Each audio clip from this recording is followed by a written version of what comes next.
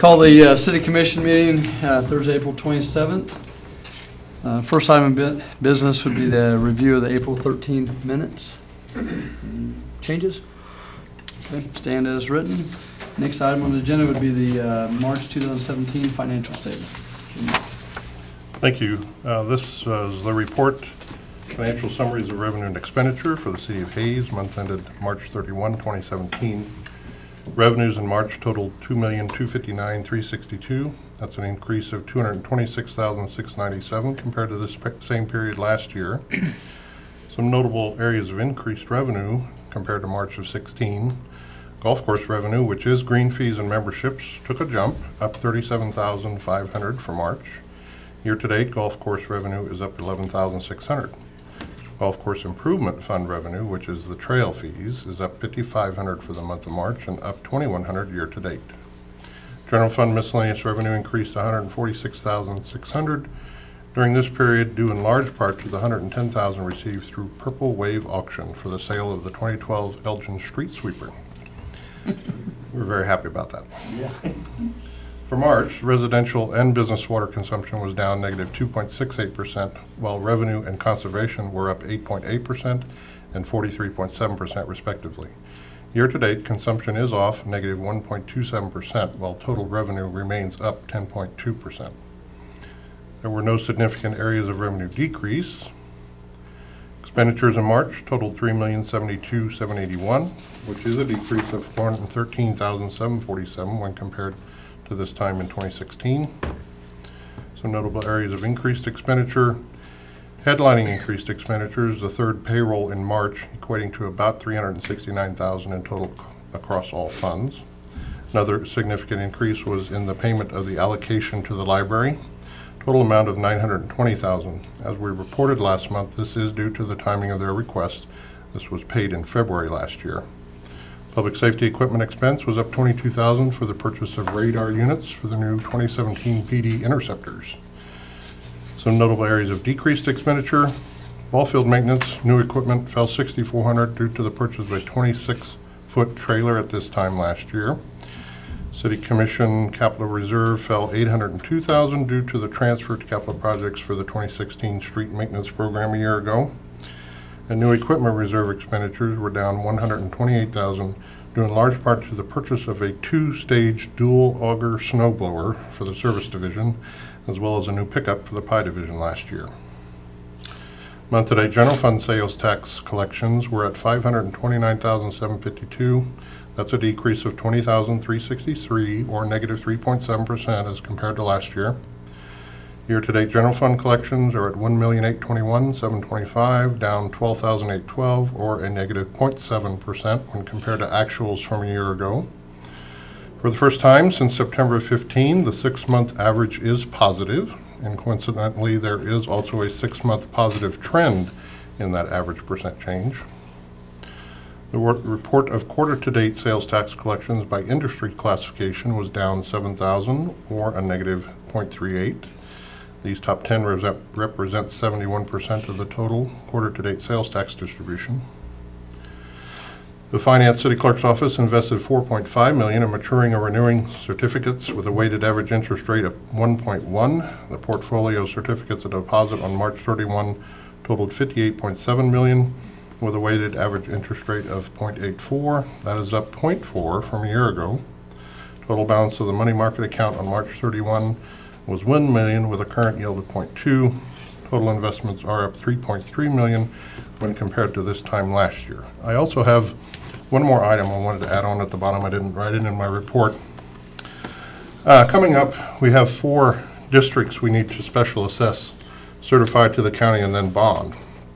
They are 46th Street, 2nd Edition, Phase 2, Tallgrass Edition, Phase 5, Kingsgate, 1st Edition, Phase 2, and S&W Alley. Bonds will total about $1.6 million. If you recall with this procedure, we come to you several times throughout this whole process when we're taking care of the assessment and also the bonding. It's really 2 things going on. The very first item would be the assessment ordinances, and that requires an assessment hearing, a special hearing. And so normally we'd come to you for a work session and then have you make a motion to set the hearing date the following week. However, recently, bond counsel let us know that that's unnecessary, that the commission does not have to set that public hearing, that staff is allowed to. There's no provision in state statute for that. So we're proposing that we follow that and forego coming to you that work session and extra meeting, that we'll go ahead and just have the public hearing scheduled. The way it would pan out this time around, you'll see the notice in the paper in late May, with the hearing being in early June. And then, of course, we would come to you reviewing the ordinance and everything prior to that. But that saves us one trip, one time up here. If you're all amenable to that, we'll proceed with that. And that's all I had. Have a motion? No, I move that we accept the financial report as presented. I'll second. Motion by Commissioner Meyer, second by Commissioner Jones. Any comments?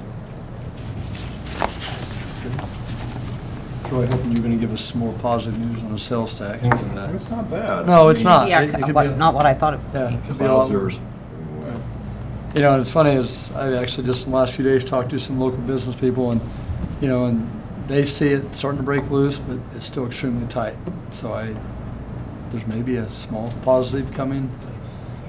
You know, I think, and Toby, we were talking about this, I think yesterday, you know, our, the way our budget is, we're built for, you know, going through this. You know, we've all talked about, or most of us, that we like to get employees their raises. And we can do that, and it can be sustainable if we do it in the right way. So I hope, you know, sales tax turn around, but I really hope we're able to do that. And, you know, and I truly believe we can do it and be sustainable like we have been the last, you know, 5 to 10 years up here, so. Nothing else, I'll call for the vote. All in favor, say aye. Aye. Aye. Nay. It's 5-0. Next item on the agenda would be citizen comments.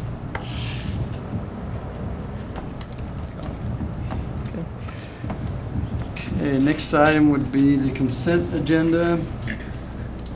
On the first item here, I will need action requests. It would be appointments to the Hayes Area Planning Commission, Robert Rito, second term, Mike Vitzton for the first term, and then the other will be just recommendations, Planning Commission, Dustin Schlafly, Jim Schreiber, Hayes Beautification Committee, Marjorie Himmerschmidt, Hayes Housing Authority Board, Albert Klaus, Hayes Public Library Board, and me. A motion to approve the appointments? I'll move we approve the mayoral appointments. Second. Okay, motion by Commissioner Jacobs, second by Commissioner Meyer. Comments? All in favor of the vote, say aye. Aye. Opposed, nay. This is 5-0. Unfinished business, nothing. Next item would be the wastewater treatment facility rebuild, acceptance of lump sum design build proposal from Burns and McDonald / Cass Construction LLC. Thank you, Mayor.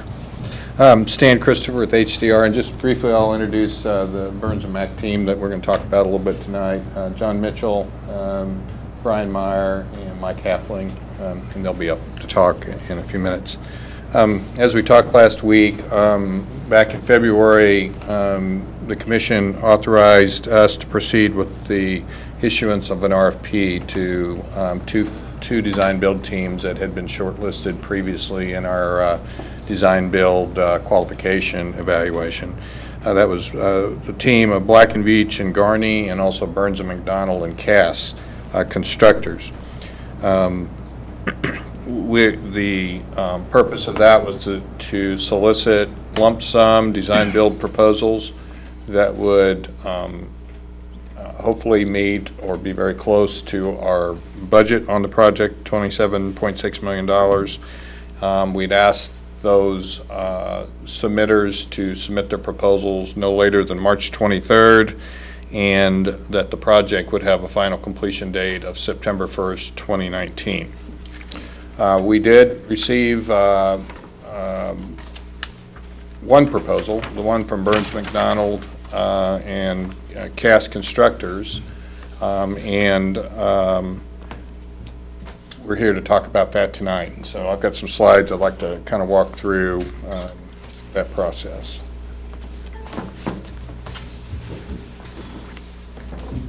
Okay, first of all, here's the wastewater plant, and I don't know, can you read it? Probably pretty hard to read everything on there. What I thought I'd do is just kind of walk you through and talk you through a little bit, just the improvements that we made at the plant. You know, we've talked about the site plan at numerous times in the past. I'm going to also point out kind of where the Burns Mac proposal was able to utilize plans or concepts that were developed by CDM in the previous, so that you can see that a lot of the effort provided earlier can be used as we move forward on this project. First up in this corner, they will be providing a new pump station and a new headworks structure. This is a headwork structure. The pump station is just above that. Abandoning the existing pump station building over here. It'll increase the ability to take materials out of the wastewater at the very front of the plant, which further protects the facilities downstream and also reduces your operation and maintenance costs on those facilities. Currently, all the wastewater treatment, the biological wastewater treatment, takes place in this basin right here. That will be taken out of service as an aeration basin and replaced with this larger basin. You can see it's significantly larger, not so much from the standpoint of capacity, but from the standpoint of there's more capacity, there's more volume needed in order to reduce the nitrogen and phosphorus, the nutrients that have been levied on the city, related to both your reuse and also your discharge to the stream. The clarifiers over in this vicinity will be taken out of service and replaced with 2 new clarifiers. This will be a splitter box and a re-aeration zone after this biological treatment. These 2 trickling filters are existing. They will be taken out, demolished as part of this project. As we kind of walk across the site, this is your existing DAF building right here. Filters are located in this building, your existing filters. This building will be converted, the DAF unit will be taken out and salvaged, and this space will house the new administrative offices, the laboratory, a small conference room, training room at the wastewater plant, and also there'll be some equipment, chemical equipment that'll be used in the treatment process located on the south end of this. There'll be a new parking lot established out here, and this will really be the central location for visitors to the site to come in and deliveries of materials and equipment, as well as any visitors to the site that might want to visit the facility will come into this location instead of up here where the current laboratory building and operator building is located. This building will then be, the filters will be taken out of service, and the new ultraviolet disinfection equipment will be placed in this part of the building. And a new filter facility will be actually added on to the side of it, utilizing the cloth or disc filters that I mentioned last week. Better technology, higher level of treatment, and in this case, less expensive option than going in there and trying to rehabilitate the existing filters. The biosolids, this existing aeration tank that has been abandoned or will be converted to a aerobic digester facility, thickening and digester facility. So the biosolids that's taken out of these clarifiers will be, that is wasted, will be wasted to this facility, aerated, thickened, and then a small pump station right here will pump that to the biosolids building over here. This is an existing building where you currently have a belt press dewatering unit. That'll be replaced with a centrifuge dewatering unit, which is more state-of-the-art and will generate a higher level of solids, reduce the number of trips you have to haul to the field. Some of these will be taken out of service due to the construction. These are the drying beds, or where the dewatered sludge can be stored in the wintertime when you can't put it on the land. So we'll maintain some of that, and some of that will be upgraded. The existing anaerobic digesters are located right here. They were with the original plant built in the 1950s. Those will be deactivated and replaced again by the aerobic digestion over on this side. So pretty much that's a summary of the plant. We'll continue to utilize tanks on the basin for reuse water, and then we'll be increasing the storage of the reuse water currently stored over at the golf course. We're gonna, the contractor will actually, the design builder will actually expand that existing storage over there to house another 700, or for a total of 750,000 gallons of storage, which was a goal of the original project, to gain that much storage to allow the golf course and the treatment plant to be able to work together and not be so dependent on what's being pumped at the time. They'll actually be able to fill that storage at night as they're treating wastewater, and then it'll be available to the golf course during the day. So that was one of the goals of the project.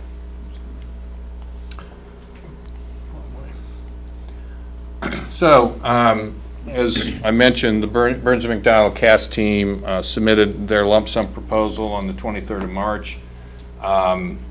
Their proposal came in without filters for $27,715,566. This is really what we would call the cost of the facilities to treat the wastewater for discharge to the stream. This will allow us, within this price, and these facilities will be able to treat for the new nutrient limits, meet all the biological limits and the solids limits in the creek, and provide disinfection for that water that goes into the creek. As we talked again last week, filters are included. You have filters at your existing plant. The primary reason for your filters is to further clean that water up and give you some a kind of a safety blanket after the treatment plant for the water that not only goes to the creek, but mainly goes for the reuse or the reclamation, the watering of the golf course, and goes to the ball fields. That's an additional approximately $700,000 for a project cost of $28,402,200. They offered two alternatives: demolition of structures 1 through 7, which are structures on that site plan that don't have to be removed because we're not constructing over the top of it, but could be demolished, and then an alternative for providing an engineer's trailer. Toby and Jeff and I have talked about this. It's our recommendation that we not accept either one of these alternatives. The demolition is not something that needs to be done functionally. It's something that can be done over time, and I think I mentioned that there may be some ancillary benefits of those existing basins should you ever be hit with an industrial high load that you would need to divert wastewater into a holding basin while you neutralize it or something. So we'll look for a plan to utilize those facilities going forward. And then we got together and figured out we can provide office space for our resident engineer out on the job in one of the existing buildings and not need that trailer. The schedule for the project, should the commission choose to approve it tonight, we will execute contracts in the next few days, obtain the bonds and insurance statements from the design builder, submit everything to the department, or Kansas Department of Health and Environment, and then we're planning for, that's actually, I should have changed that date, we've rescheduled that in the last couple of days. That's May 31st will be the notice to proceed. We'll actually kick that off with a kickoff meeting and get the design builder, the city, and HDR folks together and kick it off, and that'll be the notice to proceed. Then a key element will be our June 30th date for completion of the design report. We'll no doubt be back to you at the time that we have that report in hand and have reviewed it, and lay out anything that is different than what I've talked about tonight, but really go through the whole design in a lot more detail so you get a full understanding of what the process looks like and how we're addressing the challenges on the project. Final design is scheduled to be complete in February, but Burns McDonald Cass is planning to actually move on site probably in June and start work actually in July. So it'll be the design build process will be going concurrently. They'll be doing early design packages that can get contractors started on excavation, grading, get some equipment under order. I think we've got shown on here a major equipment completion or procurement being complete by March 29th, 2018, and then the wet side of the plant, or the wastewater side of the plant, which is basically the headworks, pump station, biological basins, clarifiers, UV, will be complete according to their schedule by November 18th of 2018. Their filters done by May 23rd, and then the biosolids complete by June, with basically the substantial completion date being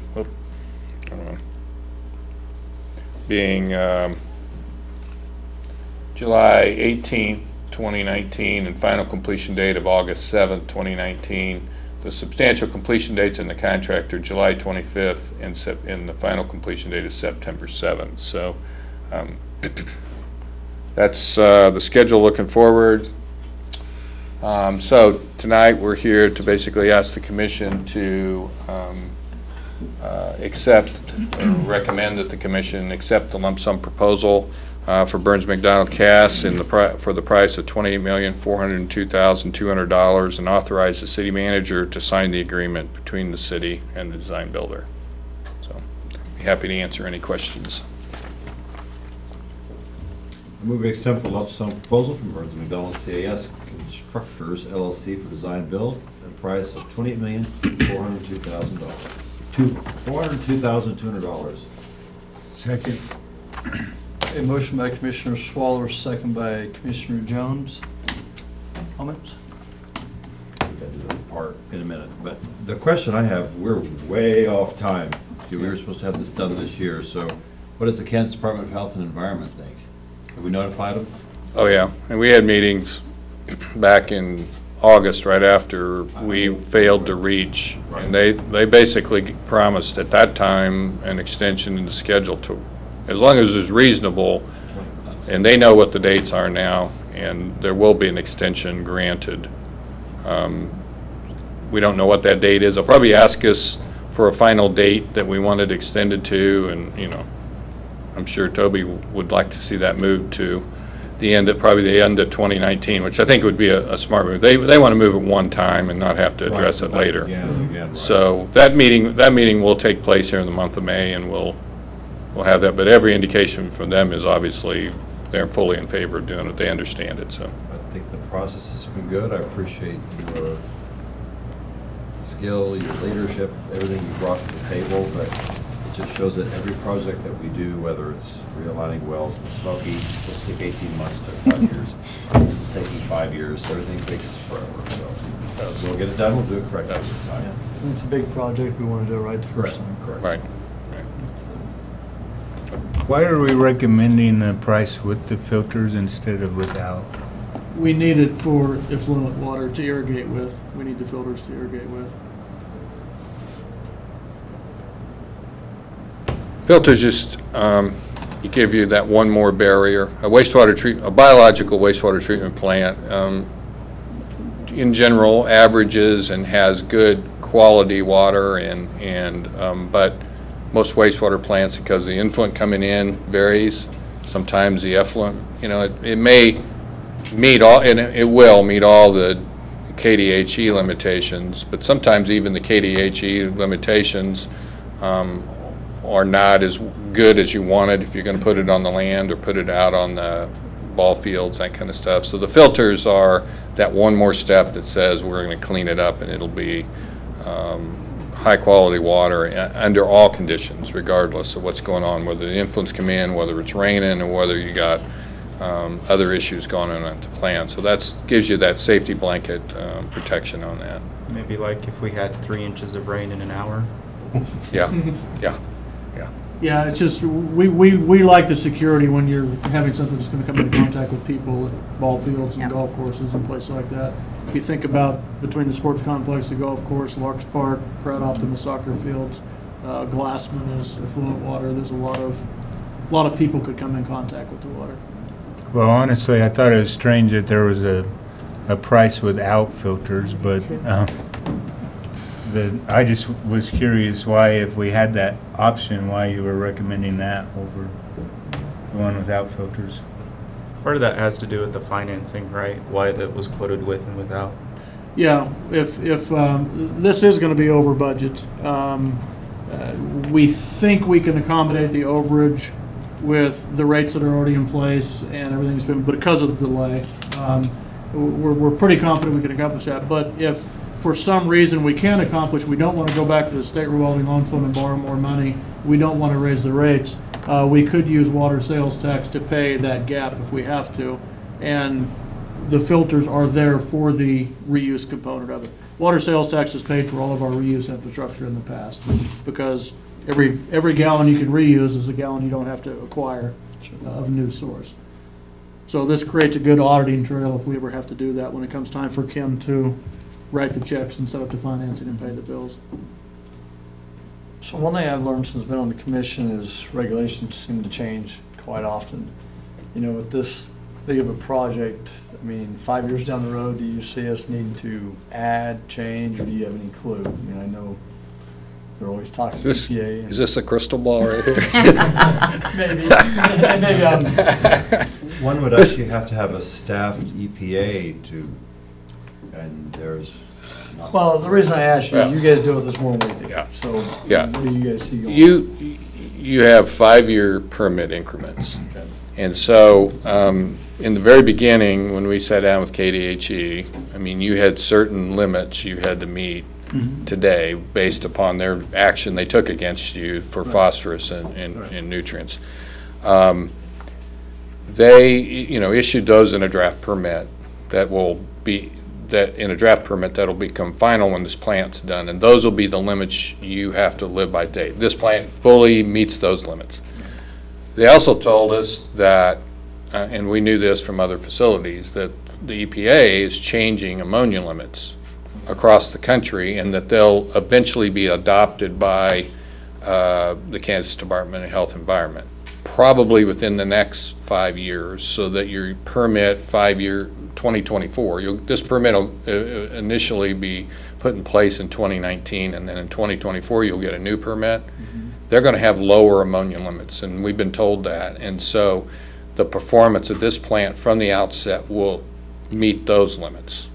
Okay.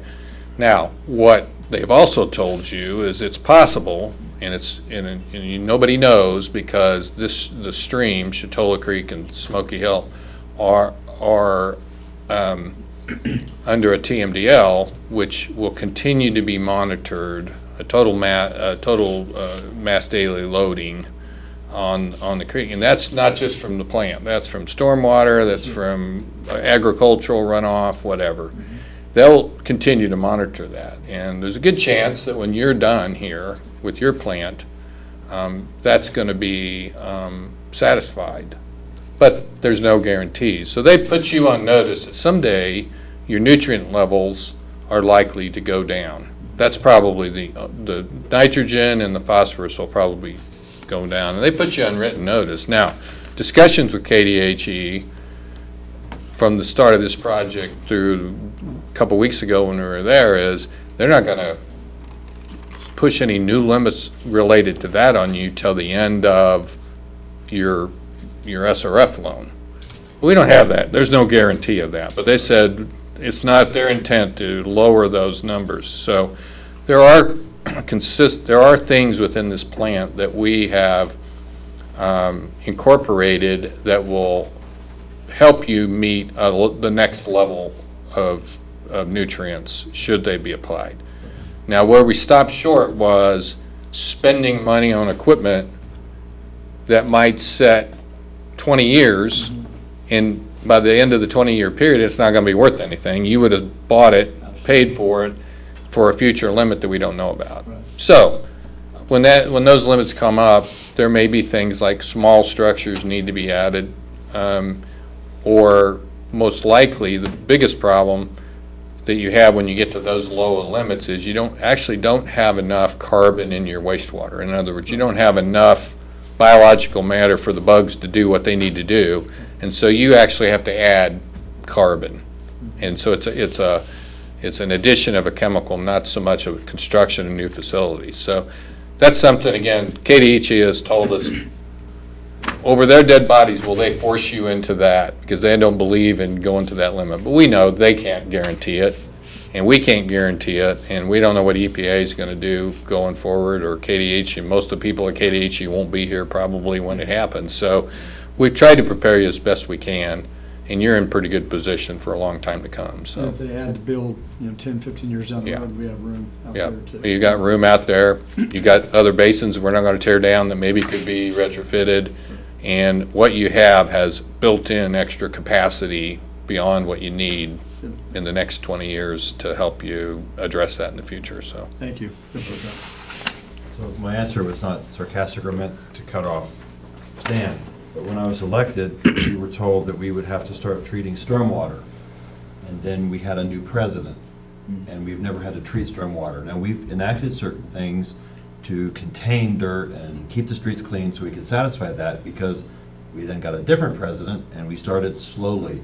But the great thing about federal regulation is that it's subject to pressure and it's very slow. But when it happens, you got to do it. Yeah. And that's what, so it's sometimes, it's not a big surprise, it does sneak up on you. Right. But my point is, I don't think this is going to be a critical issue that any of us in our lifetime are going to have to worry about, I think it especially would- the way it's been designed. Yeah. Right. All right. Thank you. Appreciate it. You bet. Thank you. Anything else? Okay.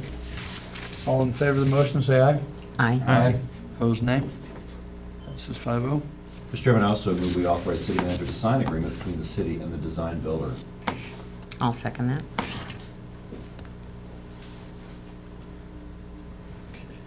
I'm sorry, motion by Commissioner Swoller, second by Commissioner Jacobs. All in favor of the motion, say aye. Aye.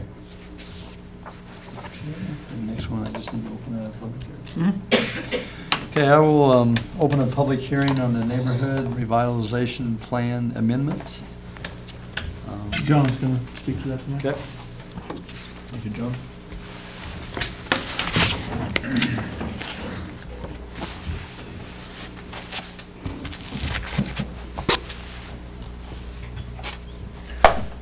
Good evening, Commissioners. My name is John Braun. I'm the Assistant Director of Public Works.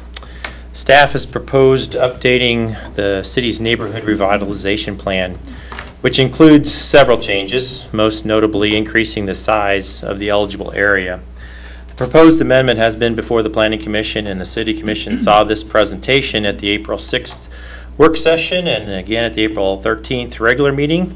So I'll go through it rather quickly. Stop me if you have any questions or want to discuss any particular component. What is the Neighborhood Revitalization Program?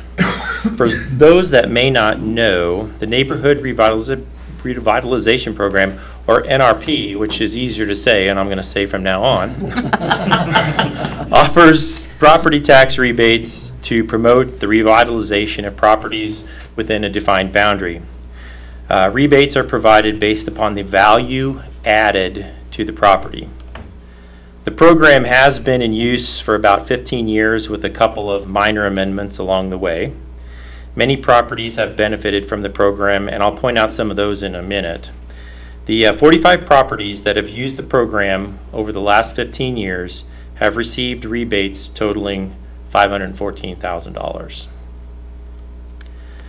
The current area outlined in blue indicates that boundary, and the red area is the proposed program boundary. As you can see, the boundary area would increase significantly from what it is today.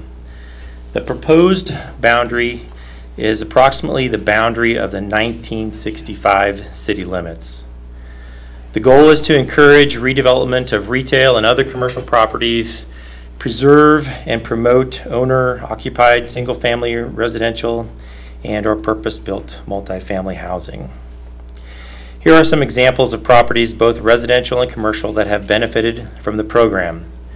Note that although current program includes eligibility for accessory buildings. The proposed amendment as drafted will not. We have both single-family and duplexes, professional services and restaurants, multifamily, downtown businesses, more single-family. And again, under the proposed changes, accessory buildings would no longer be eligible for the rebate. Key changes proposed include a significant land area increase, increased investment minimums. Residential would increase from a minimum of $5,000 to $25,000, and commercial would increase from $25,000 to $50,000. Want to simplify the process and establish an appeal to the City Commission should a dispute arise.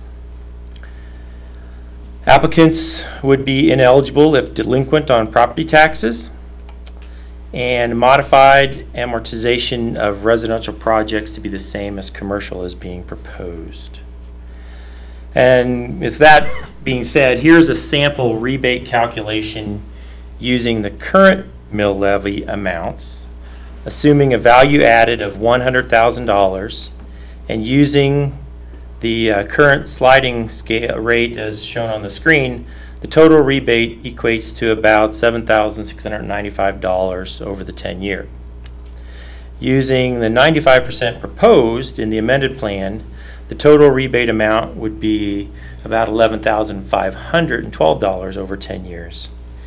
If a lower amount is desired, a flat rate of approximately 65%, actually 63.5%, would be recommended, making it easier to calculate the annual rebate.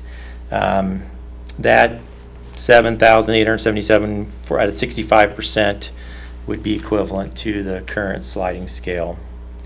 Your motion tonight can reflect whichever method you would prefer to go with. So why make the changes? We want to encourage reinvestment in existing neighborhoods and business districts. We want to raise the values of existing properties. We're trying to discourage the conversion of existing single-family homes into multi-unit rental properties. We want to encourage the single-family home, owner-occupied single-family home, and purpose-built residential property rental structures. And then with the Unified Development Code that's been recently adopted, and this program would piggyback on the UDC to promote redevelopment in existing areas. So if approved by the Commission tonight, City staff will present the amended plan to the school board and the County Commission for consideration. The Commission has the options of approving the resolution, adopting the amended NRP, provide alternate direction, or do nothing. Staff recommends approval of the resolution, and the action requested would be to approve resolution 2017-005. Any questions?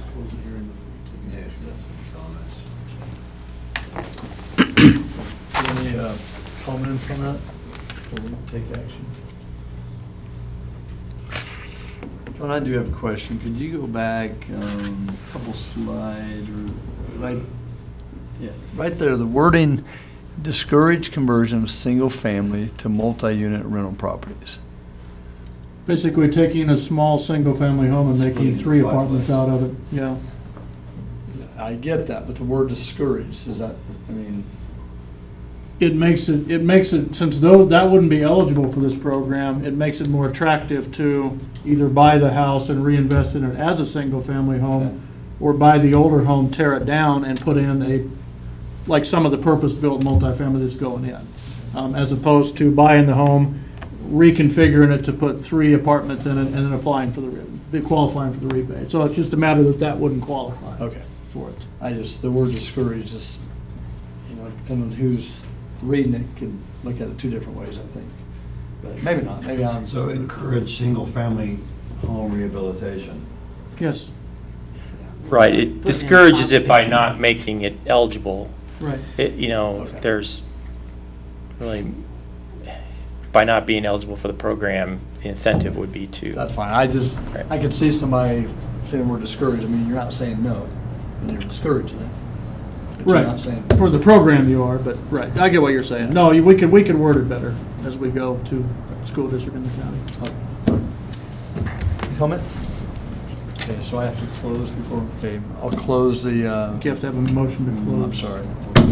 I'll make a motion to close the public hearing. Was there any, did John want to? John, did you want to? Well, only question I would Hey, ask John, is, come up. Say your name if you would. my name is John Thiessen. I am very clear the benefits that come from this, and it sounds wonderful. Only question I would have is clearly, what's the negatives of it? Well, the downside is that if improvements take place without the program, they are subject to increased property taxes because presumably the value of the property would go up. Okay. But we have found, and it was the first district started in 2001 or 2002? 2000, that it actually spurred development in areas that probably would not have seen rehabilitation, and we were able to take buildings that had actually been used for storage and convert them to higher use, thus actually raising the value of them permanently and generating more revenue. So we hope to see that happen here as well, because it takes a neighborhood neighborhoods that might otherwise be neglected and not grow, and actually spurs development and growth in them, infill. And so why we lose that incremental gain in the valuation, we still receive the original property tax amount, and we capture taxes in other ways. So that is the one intended consequence that does happen. But even with that, I still, it just does not seem the negatives are there. They're not. Yeah, this is And a that's win what situation. It really seems to Yeah. be solid. And the last So- I checked, and I don't know, and John was going to share it with us, but I think over $15 million, I know it's more than that, was spent rehabbing buildings in the original neighborhood revitalization district as a result of it. That wouldn't have been spent. Very good. Because people came in, they wanted to make a commitment to either commercial entities or residential, as we saw on the slide. Well, the increased acreage as well is just tremendous, to end up thinking that if there was only 45 structures in the last 15 years, that this certainly would possibly increase tremendously in just the next 5-10 We years. hope so. Certainly hope so. And what we've done, and the city manager has actually walked us through this, these are good questions, by the way. Our concern is that we do have, as neighborhoods enter into an age, as we have with these neighborhoods, we do tend to see them convert to uses that we, unfortunately, I hate to use the word, don't find desirable, we want to discourage. And that is that single-family homes then become fiveplexes or threeplexes or duplexes. And the problem is then that the other people in the neighborhood say, why am I here? I don't live next to a duplex. So then we have flight from that neighborhood. And we really do want to keep single-family neighborhoods intact, because the cost of creating new housing developments north and west of town is so incredibly high that rehabbing and infill is much more desirable. Very good. Thank you very much. That's great. Thank you. Well, I also think as we grow to the north, we're not forgetting about, basically what I call the heart of the community. Right. Keeping it, you go to some communities not too far from here, and you get in certain areas and they're pretty rough. And I really don't feel like we have any of those in Hayes, and this also keeps it vibrant, so. There are many communities that actually look to us and use this as a model of Yep. how it looks. People say, take us to the worst area of town. We don't have a really worst area of town, which I'm really proud of. I think we all are. Yep, we should do. Okay, so motion seconded. Any other comments? Okay. All in favor of the motion to close the meeting, say aye. Aye. Opposed, nay. No, sorry. Go ahead. I was just going to point out that what was presented to you in the resolution has the 95% rebate for Correct. both, so you'd have to put it in the motion if you want something different. I don't know the resolution number because I didn't memorize that, but Mr. Chairman, I move we approve the resolution regarding the new neighborhood revitalization, resolution number 2017-005, neighborhood revitalization plan with the commercial rebate as outlined, but with the incentive of a straight 65% over a 10-year period for residential improvements. I'll second it. Okay. First thing, discussion motion by Commissioner Swaller, second by Commissioner Jones. Can we put that slide back up there, please, John? The comparison? Yes.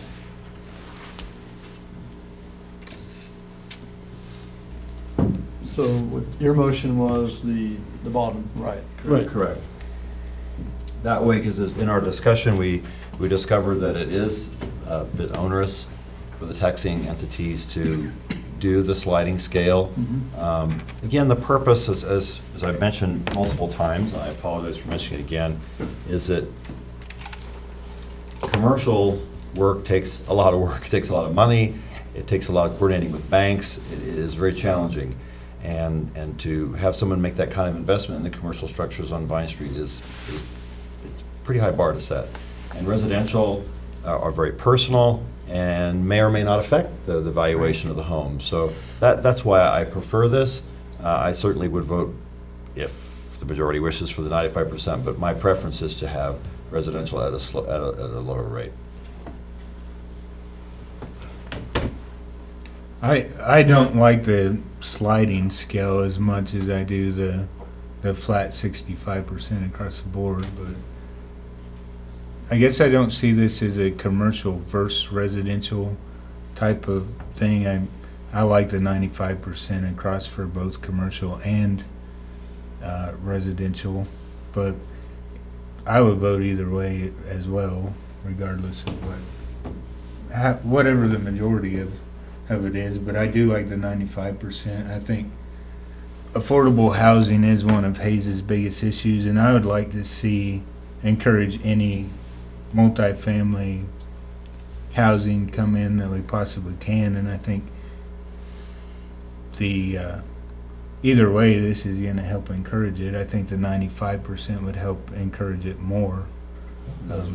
Just to clarify, the sliding scale that you have up there, that's what's in the program currently. Right, currently in the program. Right, so, I mean, by doing the 65%, we're essentially just matching what we're already doing. It's just we're not doing it on a sliding scale basis, we're just doing it on a flat fee basis over 10 years, correct? Correct. Yeah, as we heard from the Overland Property Group, they love this. They thought this was great. And in fact, it's one of the reasons this scale, although the sliding part, but this rate was very attractive to them. I think I personally would, I would like to do the motion. I think that's what I would personally, I'd get away from the sliding scale and just have it flat, 65. I don't really have strong feelings one way or the other. I'm okay with this, with the motion. In fact, have we seconded it? Yes. Yes. So we have motion second, so I guess we'll take a vote and see where we're at. All in favor of the motion say aye. Aye. Aye. Opposed, nay? Nay. Okay, so 4-1, motion passes. I don't think we can lose either way, personally. No, it's going to be a good program. It's going to be a great I program. do too. I'm excited to see what happens with it. Next item on the agenda will be the progress report. Mr. Wood. Have we had any progress? I would hope With so. Jacob, there's always progress. There's always progress. Mayor Commissioners, I'm Assistant City Manager Jacob Wood. I will be going through this month's progress report. We're going to start out in the police department. The police department attended Big Brothers Big Sisters Heroes for Kids event that was held at the Ellis County EMS building. Basically, they took some of their equipment, vehicles out, and kids see what the police department's working with. They also supplied security for Brews on the Bricks event. We had the bike patrol out in force, and I'm happy to report that there were no incidents at the event at all. It went off without a hitch. On to the Public Works Department. The Service Division of the Public Works Department this month removed and replaced some decking on the Centennial Street Bridge. A while back, you may recall that I reported that we put some trash collectors in some of our drainage ditches, and as you might remember, a few weeks ago we had a pretty good rain event. We were able to take some pictures of those trash collectors and see that they're working exactly as they were planned to work. So this will save a lot of time for our public works people. They won't have to go out and clean the ditches out. They just get to clean that one spot. And those were all fabricated in-house. saved us quite a bit of money doing it that way as well. It's a great idea. On to IT. We don't often have a lot of events from IT, but we did complete the fiber connection to the Parks Department in the last month. That's a pretty big deal for the Parks Department. We're expecting productivity to double or triple, maybe quadruple out of the Parks Department now that they have a faster internet connection. On to the Fire Department. The Fire Department completed their annual required FAA airport firefighter refresher training this month. We also continue to work with Ellis County Fire Department on automatic aid training. This is some training where they're using rural water methods of pumping things. It's not something that we do inside the city. Normally we just hook up to the fire hydrant and we're ready to go. So it's a little bit different, but we're getting the hang of it out there. We actually did a lot of training at the fire department this month, so much I didn't want to do a slide for everyone, so I just kind of list a couple of things we did. We had a helicopter ambulance landing zone training. We practiced skills needed for grain bin rescue. We did technical rescue training, and then we also did hazmat training. On to the Water Resource Department. The Division of Water Resources replaced it's the Department of Water Resources. They replaced a portion of a 6-inch line that carries sludge from the bottom of the East Primary Basin. This line had some issues with the design in the past, so it's prone to clogging. So they got in and they cleaned everything out, put some clean outs in. Should make things work much easier in the future. And I just want to show you this picture. They sent this with all kinds of headings to tell you where the water went. And I'll tell you what, we have some people that understand things that it's pretty difficult to understand. Getting in there, knowing where the water's going and where it's supposed to go. It's pretty complex, but those guys do a great job of doing what they need to do to get the sludge going in the right direction and the water going where it needs to go. Pipes that looked like they were just put in. Paleolithic period.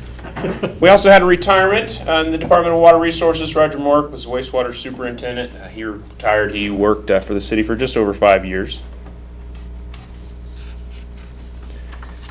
And as you're doing your spring cleaning, we want to encourage you to also take a look at your sprinkler systems. As the summer months come up, people will be out watering their lawns. We just want you to take a look at those, make sure that they're in operating condition. If you have any questions or concerns about how much water you're putting on your lawn, you can go to hazeusa.com. We've got some guidelines laid out to show you exactly how much water you need. On to the Parks Department. After 16 years, the equipment, play features at the Hayes Aquatic Park were refurbished. I've got some before and afters. We have a snake, an alligator, and then everybody's favorite, the frog. Mussel frogs. Memorial. Sean Mussel Memorial Slog Fry. Slog Fry? Slog fry? That's a lovely spoon, isn't it? Slog Fry. I'm writing that down. Slog fry. Sean Mussel Memorial.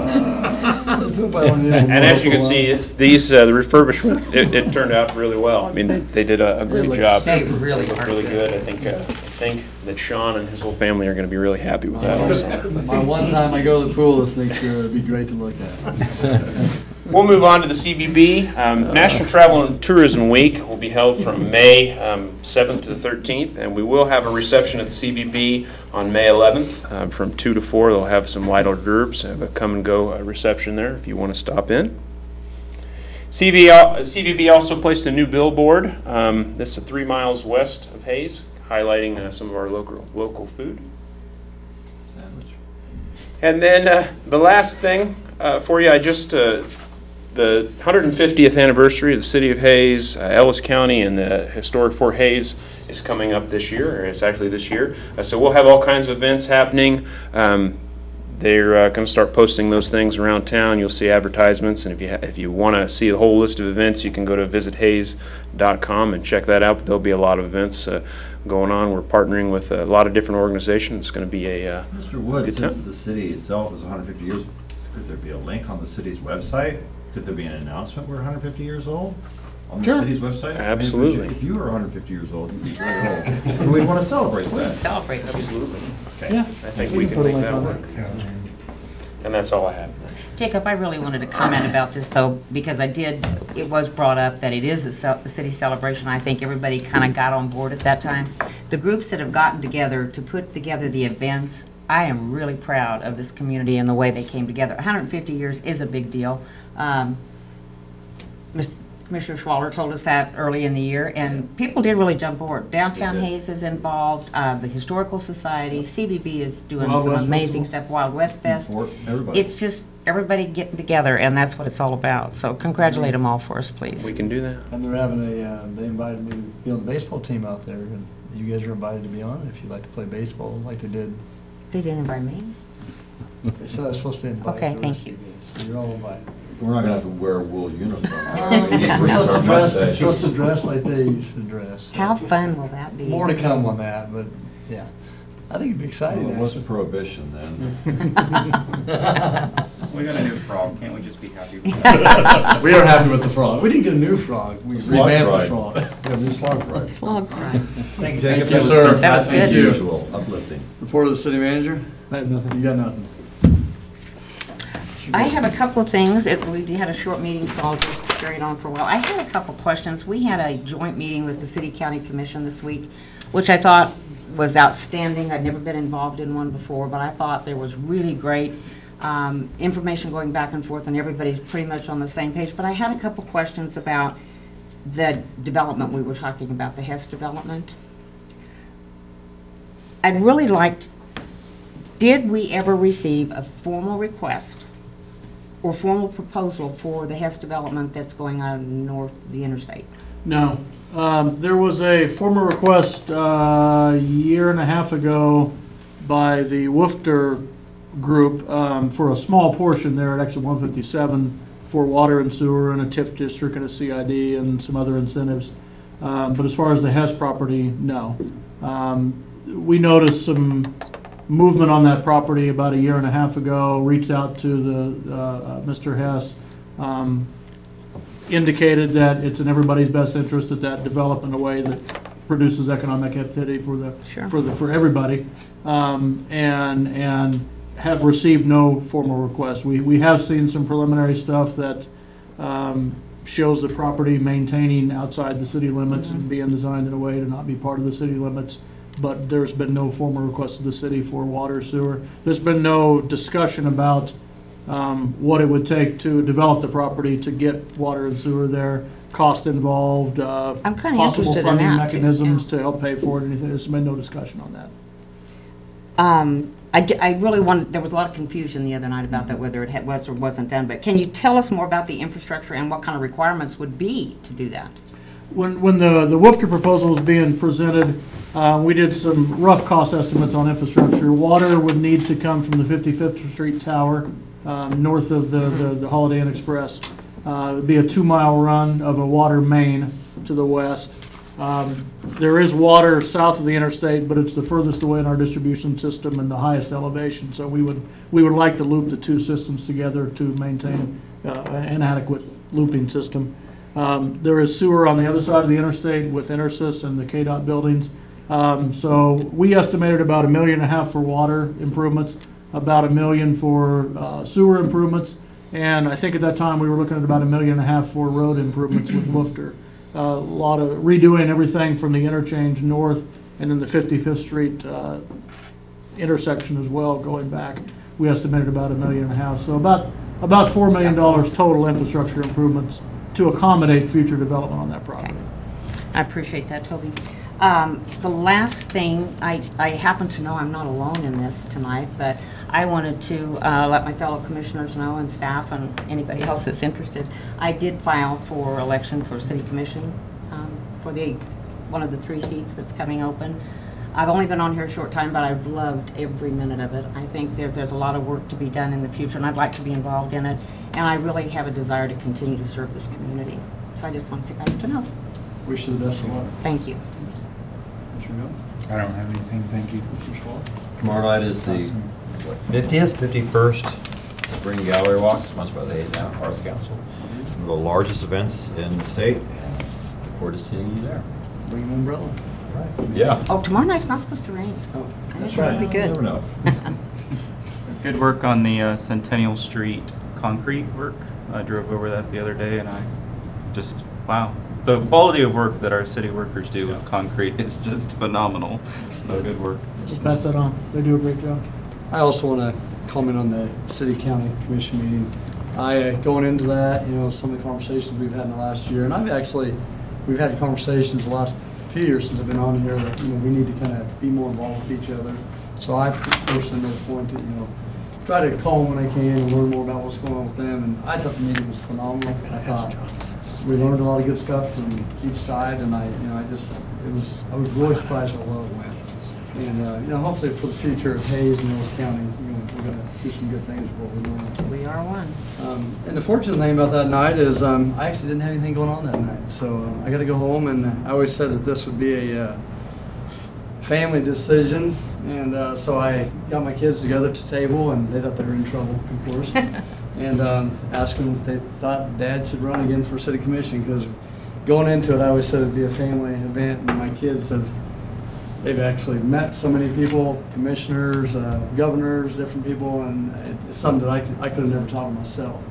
And you know, they all kind of, yeah, Dad, we want you to do it again. So I'm going to try real hard. I think we're going to have some tough competition, and I welcome that. You know, like Commissioner Jones, you know, hopefully people will get out and run. There's a lot of good people out there.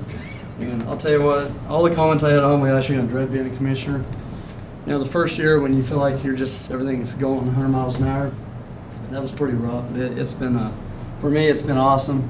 The history, John Bird, I mean, the stuff you've taught me and I've learned, and just our community. And for me, the best thing, and I know you guys have heard this, I've said this until you guys probably tired of me hearing it, the door-to-door campaigning for me was the best thing ever. I learned more about our community. Just some things I learned maybe were a little not correct, or now I can actually go back to those people and say, well, this is actually what's going on. But that was the best part of it, and I would promise that I will do the same thing, and that work is hard, and no matter what, I've enjoyed my 4 years now. That's all I have. We have a executive session. Yeah, I would request an executive session for a period not to exceed 10 minutes to include the city commission, city manager, assistant city manager, city attorney, and assistant public works director to discuss matters of attorney-client privilege. I move we go into an executive session not to exceed 10 minutes. Second, rather. Motion by Commissioner Jacobs, second by Commissioner Swaller. All in favor of the motion, say aye. Aye. Opposed, nay. Thank you all. I'm going to kill the power.